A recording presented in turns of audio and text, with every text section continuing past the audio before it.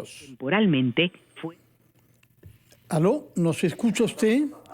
Creo que hemos tenido alguna dificultad. Se trata entonces de la presidenta del Poder Judicial, que está ahora cumpliendo 100 días en ejercicio de ese cargo. Recordemos que ella llegó a la cabeza de su institución en una situación de crisis, cuya expresión más aguda quizá fue la fuga a España de un juez supremo, de un miembro de la más alta instancia judicial de nuestro país, como es el caso del doctor César Hinojosa, y que lo hizo después de ser gravemente bajo sospecha de casos de corrupción que tenían que ver con el Callao y con el narcotráfico y con el soborno a jueces, pero además lo hizo sobornando a autoridades de la aduana en Tumbes. En estas circunstancias llegó la señora Barrios. Queremos hacer con ella un balance de qué es lo que se ha logrado hasta ahora, comenzando por el restablecimiento de la credibilidad y la confianza de los ciudadanos en la justicia.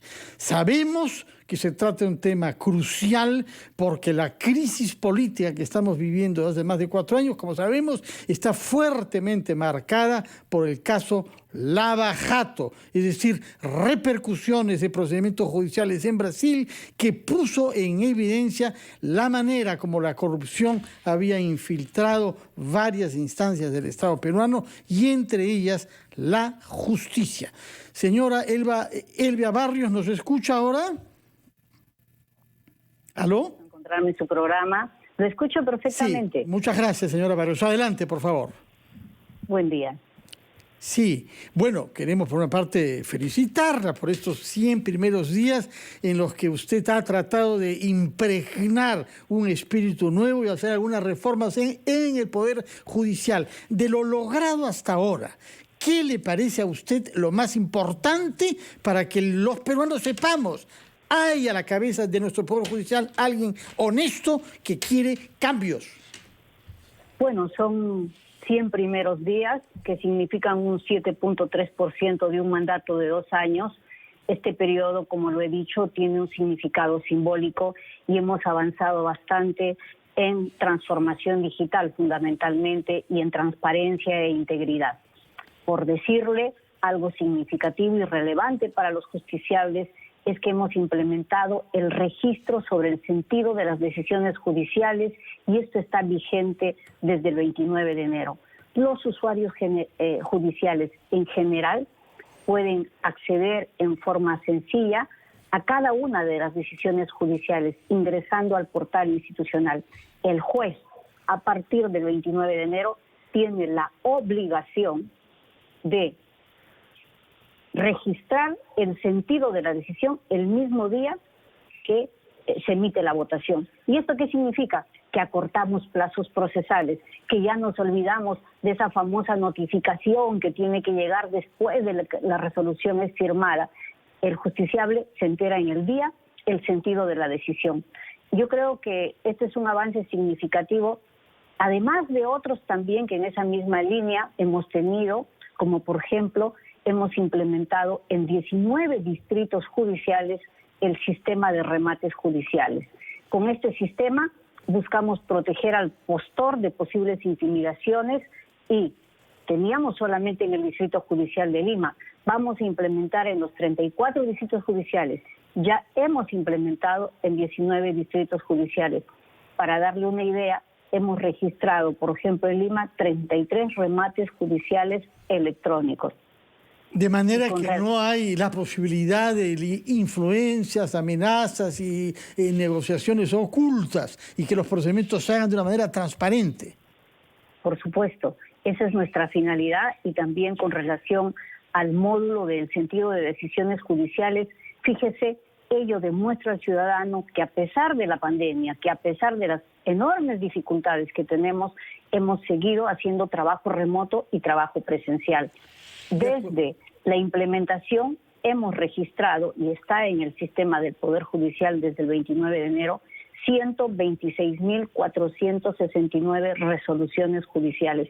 que se han emitido en esta época de pandemia. De acuerdo. Se nota, señora, que usted tiene un gran optimismo en el uso de los recursos digitales y que esto le ha llevado incluso a interesarse en la aplicación de la inteligencia artificial a la práctica judicial. Tengo entendido que ha firmado un acuerdo con la Universidad de Buenos Aires para un programa que, pese a tratarse de cosas sumamente modernas, lleva un nombre ancestral quechua, Tucurucuy. Cuéntenos, por favor, en qué consiste. Era un puesto gubernamental, me parece, más que judicial, durante el Imperio Incaico, ¿no? Espero que usted no aspiren a tener funciones ejecutivas, pero desde el punto de vista judicial, ¿en qué consiste este programa Tucurucuy?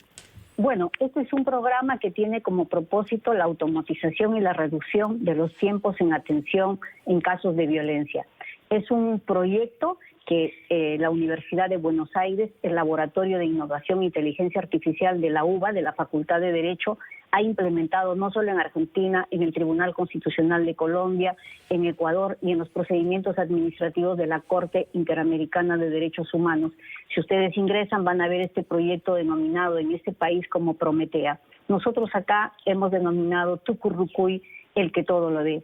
Este es un programa que permite a la reducción sustancial de los tiempos y a la mayor predictibilidad de las decisiones, porque se almacena de información, es un sistema bastante complejo y algorítmico, que se almacena de información a una base de datos, y esto permite que el juez tenga la respuesta de manera célere, de manera inmediata. Lógicamente, la resolución que salga de este proyecto va a ser cotejado, contrastado por el juez.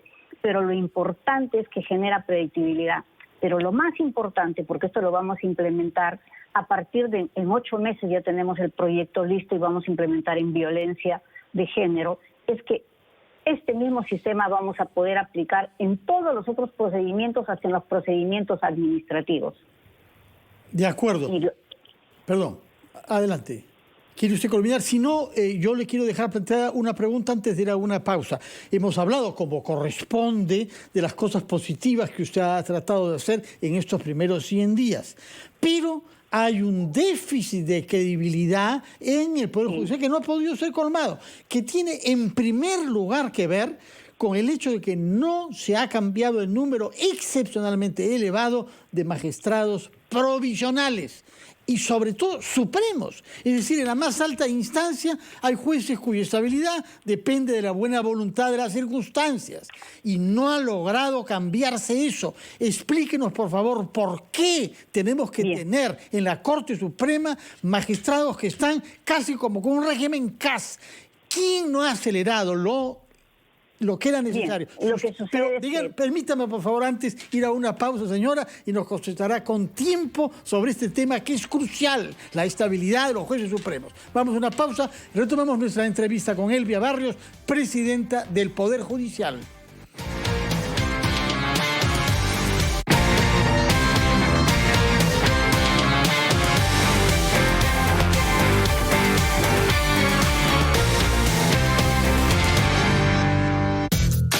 Un día como hoy llega gracias a Universidad Continental. 8 años liderando la educación virtual en el país, con el ecosistema más completo para el aprendizaje.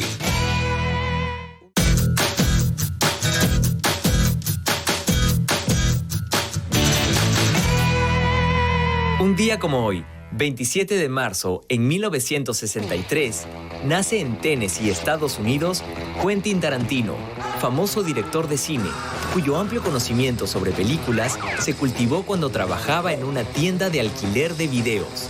Tarantino debutó oficialmente como director con su película Reservoir Dogs, que fue mostrada en el Festival Sundance y lo convirtió en una leyenda. Sus siguientes películas, Pulp Fiction, Kill Bill y Bastardos sin Gloria, han sido éxito de taquilla y lo han llevado a ganar premios prestigiosos como el Oscar y la Palma de Oro de Cannes. Años más tarde, un día como hoy, en 1968, fallece el cosmonauta ruso Yuri Gagarin al estrellarse el avión MiG-15 que piloteaba.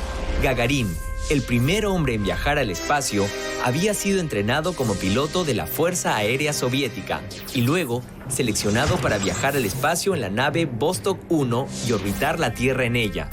Luego de su famoso vuelo, Gagarin se convierte en una celebridad a nivel mundial y es recordado como un héroe.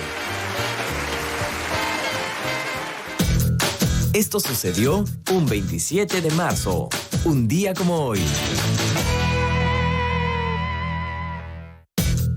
Un día como hoy llegó gracias a Universidad Continental. 8 años liderando la educación virtual en el país, con el ecosistema más completo para el aprendizaje.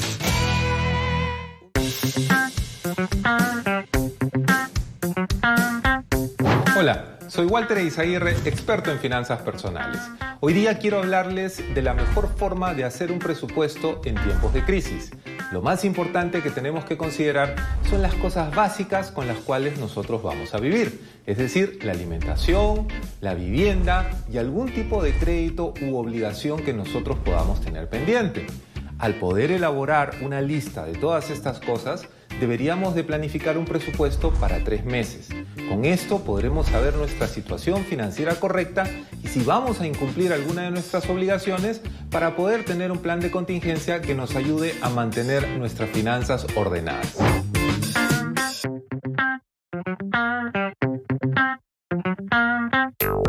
Consejo Vital. Doctor Huerta, si ya tuve COVID-19, ¿existe algún riesgo de reinfección? Sí, la reinfección, definida como una segunda infección y que ocurre por lo menos 90 días después de la primera, es un hecho científicamente demostrado, incluyendo al Perú. Debido a que la comparación de las secuencias genéticas del primer y segundo virus que causan enfermedad es muy difícil de ser demostrada, no se sabe exactamente cuán frecuentes son las reinfecciones. La recomendación práctica es que una persona que ya pasó la enfermedad debe seguirse cuidando como si no la hubiera tenido. Este es un consejo vital de RPP.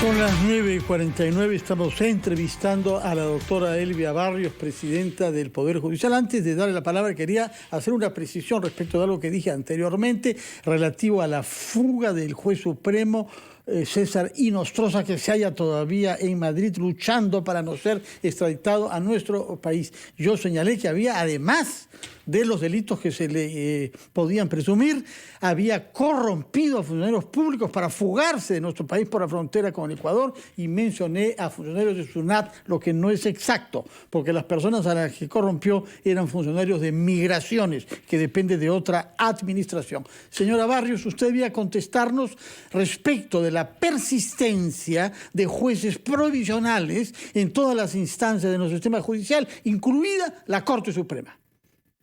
Bien, hay muchas razones para tener la provisionalidad en los órganos jurisdiccionales. Una deriva precisamente de la jubilación, de la destitución de algunos magistrados, y otra porque no se convocó adecuadamente en los tiempos. Pero quiero señalar lo siguiente. Aproximadamente de 3.400 jueces que integramos el Poder Judicial, el 35% son magistrados provisionales.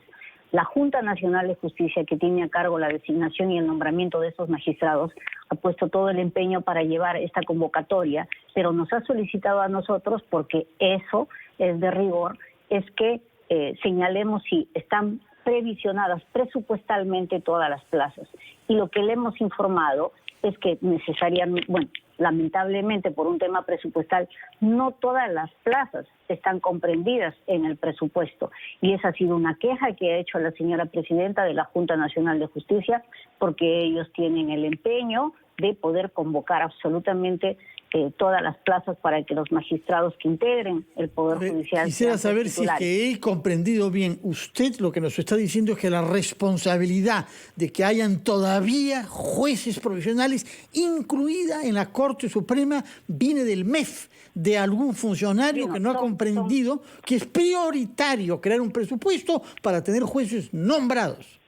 A ver, son dos temas a tener en consideración. La primera es que si bien tenemos un 35% de jueces provisionales, ello deriva primero porque tiene que haber un concurso público, pero lo segundo es que tiene que haber presupuesto para ello. Y solamente de acuerdo al presupuesto se ha presupuestado un 10% para la convocatoria en este año.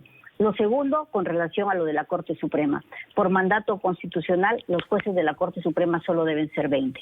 Lo que se ha creado desde hace muchísimos años, más de 20 años, son salas supremas transitorias por la elevada carga procesal.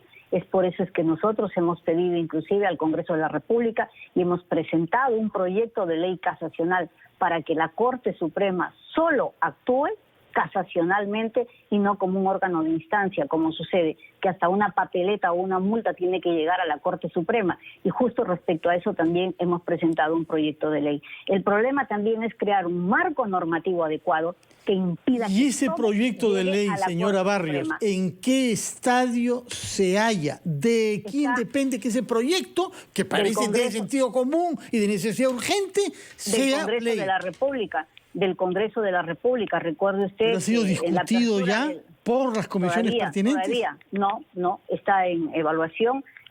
Al inicio de la apertura del año judicial, yo le señalé a la presidenta del Legislativo que íbamos a presentar el proyecto, ya se ha enviado. Es más, no solamente es el del Poder Judicial, sino también hay otras iniciativas legislativas que van en el mismo sentido presentado por los mismos legisladores. Lo que pasa es que no le han dado prioridad porque están dando prioridad. Esto es bastante grave. Ahora, si yo la comprendo bien, lo que nos está diciendo es que usted aspira a que la Corte Suprema evolucione hacia una función de casación para evitar de que hasta un proceso por una papeleta de tránsito tenga que pasar por 3 instancias, demorando los procesos y haciéndolos más caros. Lo peor es en el ámbito previsional, en el ámbito laboral. No puede ser que el reclamo de un trabajador respecto a sus pensiones o a lo que le corresponde laboralmente tenga que llegar a la Corte Suprema, porque tiene una primera instancia favorable, tiene una segunda instancia favorable, pero sin embargo llega a la Corte Suprema. Y esta es una de las salas, por cierto, la sala constitucional que ve en los temas laborales, donde más carga procesal tenemos. Aproximadamente estamos llegando a 50.000 expedientes en estas salas laborales. Por eso es que hay 3 salas que ven estas causas. Entonces necesariamente hay jueces provisionales. Claro que sí, lo hemos comprendido. Hablemos, para que no nos gane el tiempo, sobre los procesos judiciales que más notoriedad han adquirido, que son los que tienen que ver con el caso Lava Jato.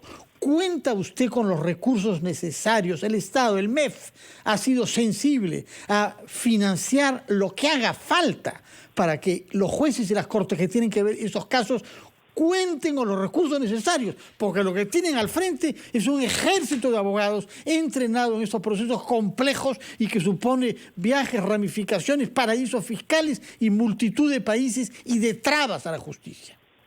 Sí, en eso tengo que decirle, contamos con los recursos necesarios, pero más allá de los recursos necesarios tiene que ver con un componente humano. Y este componente humano felizmente está premunido de integridad. Tenemos jueces, lógicamente, que están debidamente capacitados. Hemos reforzado el sistema.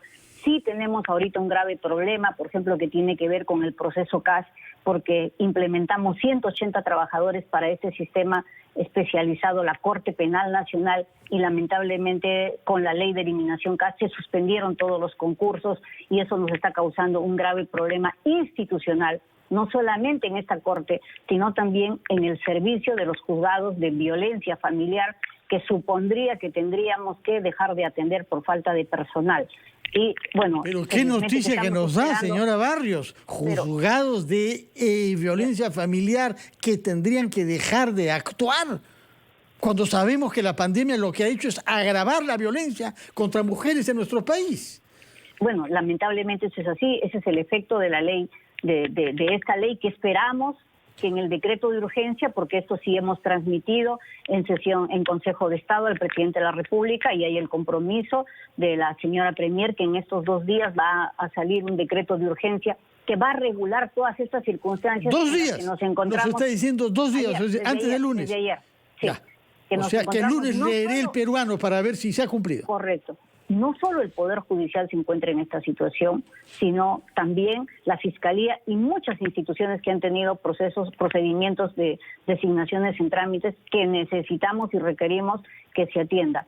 Pero yo quiero aprovechar este momento para demandar lo siguiente, y es de enorme preocupación para mi institución, y es lo siguiente. Nosotros tenemos trabajadores de servicios judiciales que hacen posible estas audiencias virtuales que estamos llevando a cabo.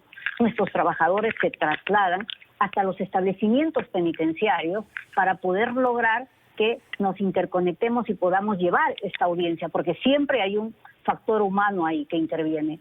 Estos trabajadores interactúan con los internos de establecimientos penales, interactúan con la gente del INPE, tienen transporte público, pero no tienen vacuna. No tienen vacuna. Si ustedes ven un proceso emblemático o un procesado de reos en cárcel, es porque detrás de eso hay trabajadores que están haciendo posible que se lleve a cabo esta audiencia. ¿Cuántos son, señora? ¿Cuántas personas son de prioridad, primera línea, para ser vacunados? De estos trabajadores que están haciendo trabajo presencial y de recepción en mesa de partes con atención al público, 2.531. Exactamente. 2.531. Nosotros vulnerables sumamos más de 5.000. Más de 5.000. Pero yo me comprometo a preguntarle a la primera oportunidad al ministro de Salud, señor Ugarte, ¿qué está pasando de manera tal que no hayan sido vacunados quienes van a las cárceles para permitir la instalación de las tecnologías que haga posible los juicios que ustedes llevan? Ya he transmitido esto al ministro de Salud, he transmitido al presidente de la República, ¿y le han dado a la respuesta, Premier también, señora de manera Barrios? pública, que esto va a ser visto por un comité de ética que establece la prioridad de la vacunación, pero yo he señalado que la prioridad de la vacunación no solo tiene que ver con el componente etario, con la edad de las personas, sino también con las funciones que cumple, que hacen claro que sí. Servicios esenciales, porque el Poder Judicial tiene un servicio básico y nosotros dinamizamos. Pero, señora Barrios, usted participa en las sesiones del Consejo de Estado. Ahí hemos planteado, sí, ahí hemos planteado. Bueno, me alegra entonces saberlo, que no se queda callada, que dice las cosas ante la autoridad. Muy bien, así lo hemos podido confirmar a lo largo de esta entrevista. Felicitaciones por sus primeros 100 días, que como nos ha dicho con una precisión matemática, son solo el 7.4% de los días que va a estar usted a la cabeza. Sí.